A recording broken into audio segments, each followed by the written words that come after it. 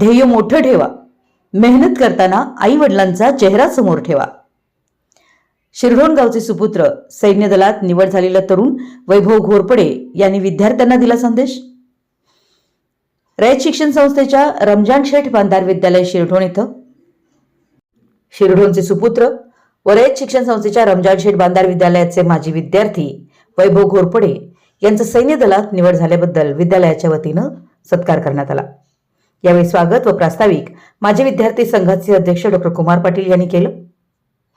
तर या संपूर्ण सत्कार सोहळ्यामध्ये स्कूल कमिटी सदस्य माननीय सुनील बोरगावे साहेब, माननीय अविनाश पाटील, माननीय राजेंद्र खोत, माननीय अशोक मगदूम, माननीय रणजित पुजारी, त्याचबरोबर पत्रकार हैदर अली मुजावर, विद्यालयाचे मुख्याध्यापक आदरणीय खरात सर, त्याचबरोबर परिवीक्षिका देसाई मॅडम, सर्व शिक्षक बंधू भगिनी व वैभव घोरपडे यांचे आई वडील मित्र हे उपस्थित होते. या सत्काराला उत्तर देत असताना सैन्य दलात निवड झालेले वैभव घोरपडे यांनी विद्यार्थ्यांना संदेश दिला की गोल मोठं ठेवा, मेहनत करा, यश तुमचंच आहे. असा सुंदर सोहळा रयत शिक्षण संस्थेच्या रमजान शेठ बांधार विद्यालय शिरढोण इथं शनिवार दिनांक 17 जानेवारी रोजी सकाळच्या सुंदर वातावरणात पार पडला.